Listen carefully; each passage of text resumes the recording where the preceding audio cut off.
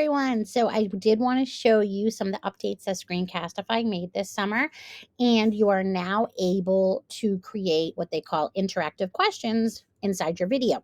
So just like Edpuzzle and Nearpod, I can add multiple choice questions inside, and it will gather the information for me, and it will let me know, it will show me basically if a kid got that far in the video.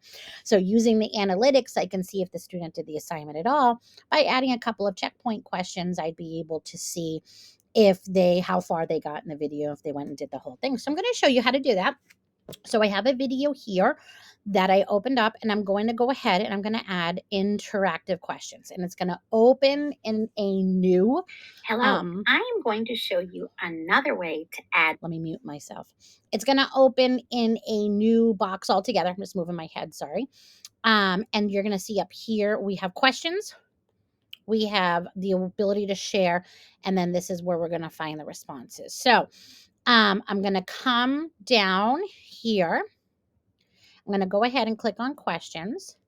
And then when I click on questions, I get this bar at the bottom. So now it's loading. So as a teacher, I kind of might want to wait for it to load a little bit. You'll see the old black bar because I can't fast forward yet. So open it up, let it kind of load.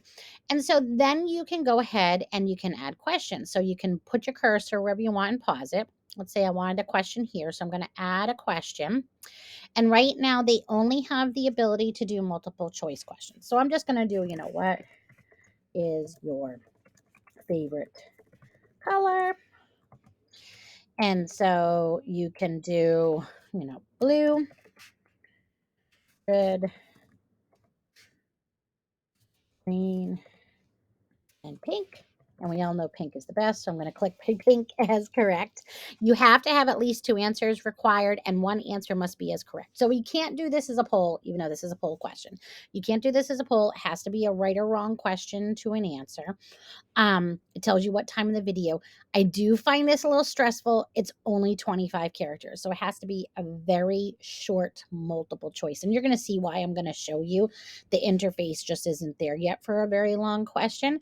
So I like to use my multiple choice. I like to put out into sentence form, and that was a little tough for me. So I'm going to go ahead and I'm going to click save. And then maybe we'll put another question like here. And, let's see. Obviously, these questions are not related to the video. So I did a little fast forward and I filled it in. So we've got Massachusetts, New Hampshire, Maine, and California. Hopefully they all put down Massachusetts, and I'm going to click save. And so you would do this. You can add as many questions as you want to.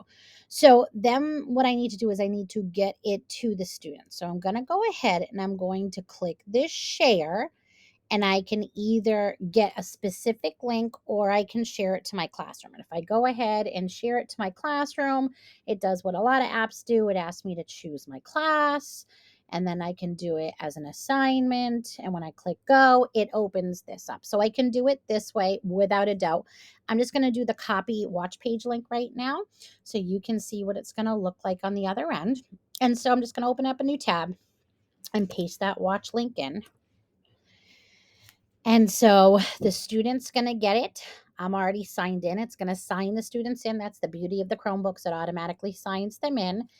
And I'm going to watch. Hello. Now, I am going on this, it does allow the kids to fast forward. So that's a little bit tricky. But then what's going to happen is that the question is going to pop up right there. Okay, so what is your favorite color? So if they click on the wrong one, they get submit, and it tells them that they're wrong. If they click on the right one, they get the right one. So again, it does fast forward, which means a kid could just do exactly what I'm doing right now, but you'd get another question. I'm just getting this so that you have data. So there we go. It's correct, and you can continue. So then when a student is done, okay, so I'm going to get out of here, and you're going to come back to your original page, and you're going to click on responses. But I'm going to remind you, what if it's like days later and I want to check to see how the kids did, right? So I'm going to go to Screencastify, and I'm going to go to my account and let me move my head. I'm going to come over here to record. I'm going to open my recordings. And then I have to find that recording. So the data is attached to the recording. Here it is for me right here. And when I click on interactive questions, even though it says edit interactive questions, I can click on it. Hello, I am going to show you another. She keeps saying hello. And I have my responses right here. So I'm going to click on responses and I'm going to get very basic data. I'm going to get how many questions they got correct out of how many questions were offered. So total responses 1, average score. So they're adding more data on students and they're going to add more data on questions. That's coming soon, but right now it's a very simple, here are a couple questions, and it gives you the data on whether they answered them correctly or incorrectly. So no polls, it has to be a correct answer to a question, and students can fast forward, so doesn't defeat the purpose, especially if it's very explicit correct questions that you have to watch the video in order to answer them. This would be good for that. So there we go. That is how you can use the new Screencastify. You can use the new Screencastify. Sorry, I'm going back.